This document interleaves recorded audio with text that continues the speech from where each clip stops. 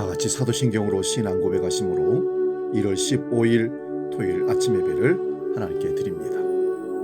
나는 전능하신 아버지 하나님, 천지의 창조주를 믿습니다. 나는 그의 유일하신 아들 우리 주 예수 그리스도를 믿습니다. 그는 성령으로 잉태되어 동정녀 마리아에게서 나시고 본디오 빌라도에게 고난을 받아 십자가에 못 박혀 죽으시고 장사된 지 사흘 만에 죽은 자 가운데서 다시 살아나셨으며 하늘에 오르시어 전능하신 아버지 하나님 우편에 앉아 계시다가 거기로부터 살아있는 자와 죽은 자를 심판하러 오십니다. 나는 성령을 믿으며 거룩한 공교회와 성도의 교제와 죄를 용서받는 것과 몸의 부활과 영생을 믿습니다. 아멘.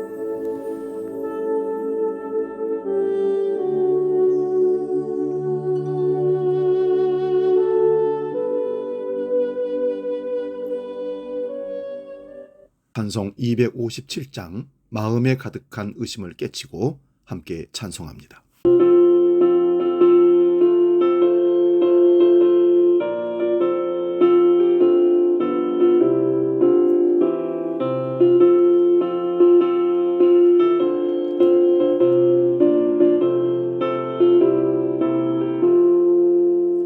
마음에 가득한 의심을 깨치고 지극히 완벽한 마음으로 찬송을 부르는 어린 양 예수의 그 피로 속죄함 얻었네.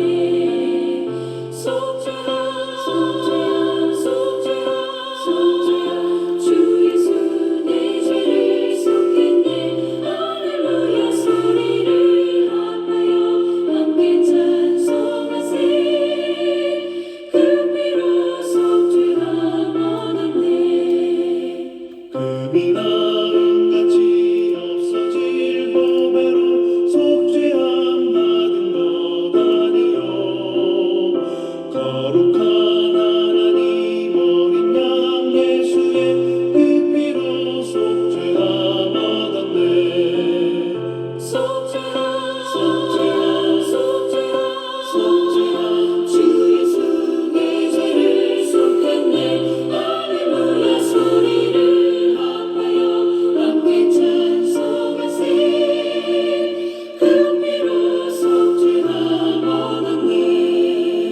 나 같은 죄인이 용서함 받아서 주 앞에 옳다함 얻음은 확실히 믿기는 어린 양 예수의 그 피로 속죄함 얻었네. 속죄함 속죄함 속죄함 속죄함 주 예수 내 죄를 속했네. 할렐루야 소리를 합하여 함께 찬송하세. 그 피로 속죄함 얻었네. 오늘 아침 우리에게 주신 하나님 말씀은 신약성경 누가복음 15장 25절에서 32절의 말씀입니다. 신약성경 122면에 있습니다. 누가복음 15장 25절에서 32절 말씀 봉독할 때 살아계신 주님의 음성을 들을 수 있기 바랍니다.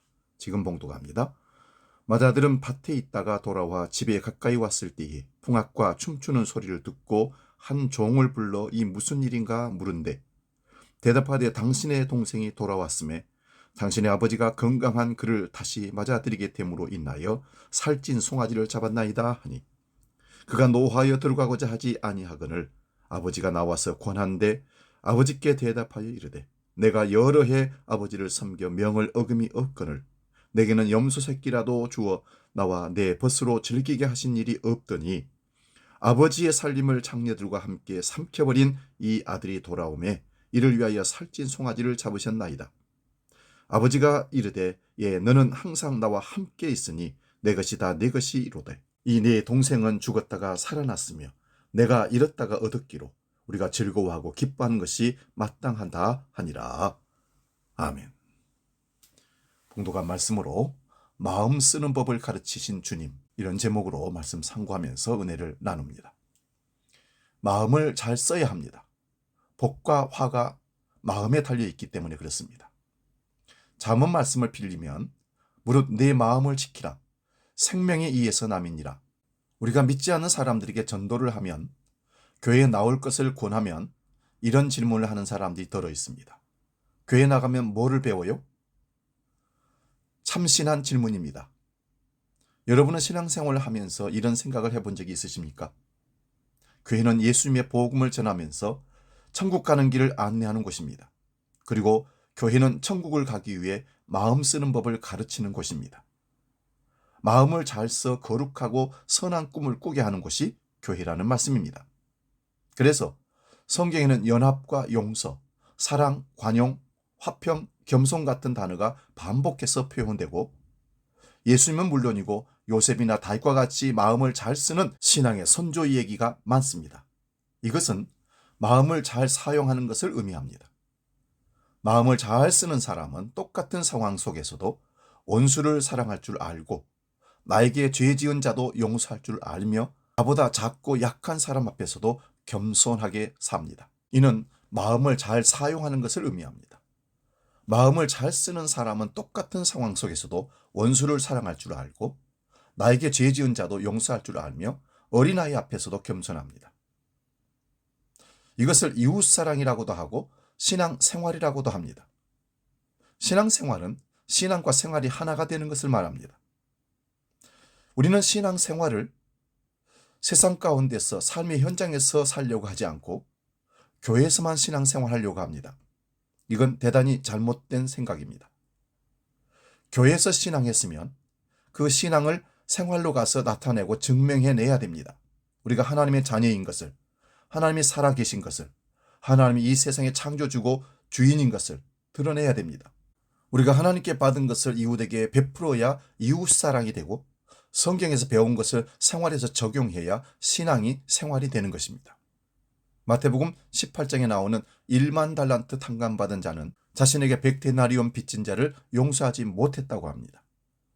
자신이 받은 은혜를 잊고 동료의 어려움을 외면했습니다. 이 사람은 하나님께 받은 것을 이웃에게 베풀지 못했고, 신앙과 생활이 하나가 되지 못했고, 결국 마음을 잘 쓰지 못했습니다.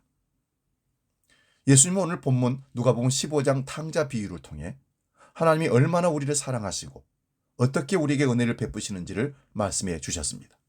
그리고 예수님은 우리가 하나님을 닮아 온전해지기를 원하십니다. 하나님의 은혜를 먼저 받은 자가 이웃에게 은혜를 베풀기를 원하시고, 하나님의 용서를 먼저 받은 자가 이웃도 먼저 용서하기를 바라십니다. 오늘 본문에 나타난 탕자의 형은 아버지와 늘 같은 집에 살았지만 아버지에게 마음 쓰는 법을 잘 배우지 못했습니다. 마음이 가난하지 못해서였습니다. 마음이 교만하면 은혜 받을 그릇이 부족해집니다. 마음이 가난할수록 더 풍성한 하나님의 은혜를 받습니다. 아마 탕자의 형이 날마다 아버지의 은혜로 살았더라면 동생이 돌아왔을 때 어떻게 마음을 써야 하는지를 잘 알았을 것입니다. 기쁜 마음으로 잔치에 참여했을 것이고, 아버지가 잡은 송아지는 물론이고 자기 주머니를 털어서라도 동생이 돌아온 것을 축하해 주었을 것입니다. 하지만 형은 동생이 돌아온 것도 탐탁하지 않았고, 아버지가 그런 동생을 위해 잔치를 베풀어 준 것도 마음에 들지 않았습니다. 형은 머리도 좋고 능력도 있었지만 마음이 선하지 못했습니다.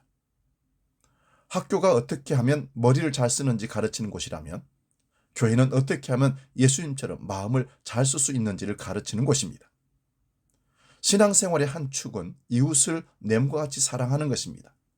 그래서 성경은 이웃 사랑하기 위해 내 마음을 어떻게 써야 하는지를 가르치고 있습니다. 사랑하는 여러분, 마음 잘 쓰는 법을 성경을 통해서, 교회를 통해서 배우심으로 말미암아 이웃을 사랑하고 그 마음을 통해서 사람을 얻는 놀라운 역사를 경험하는 저와 여러분 되시기를 축원드립니다. 기도하겠습니다. 거룩하신 아버지 하나님, 마음을 잘 쓰는 법을 가르쳐 주시옵소서. 그 마음을 잘 쓰는 법을 삶에 적용하게 해 주옵소서. 마음을 잘 쓰므로 말미암아 나를 지키고 이웃을 사랑하고 신앙생활에 아름다운 적용을, 그래서 열매를 보는 우리 모두가 되게 하여 주시옵소서. 마음을 올곧게 쓰지 못함으로 말미암아 사람에게 상처를 주고 상처가 되고 상처를 받는 경우들이 얼마나 많은지 모릅니다. 주여, 마음을 잘 다스려서 주님처럼 마음을 잘 쓰는 믿음의 삶을 살도록 우리를 이끌어 주옵소서. 이제 주기도로 기도합니다. 하늘에 계신 우리 아버지, 아버지의 이름을 거룩하게 하시며 아버지의 나라가 오게 하시며 아버지의 뜻이 하늘에서와 같이 땅에서도 이루어지게 하소서. 오늘 우리에게 일용할 양식을 주시고 우리가 우리에게 잘못한 사람을 용서하여 준 것 같이 우리 죄를 용서하여 주시고 우리를 시험에 빠지지 않게 하시고 악에서 구하소서. 나라와 권능과 영광이 영원히 아버지의 것입니다. 아멘.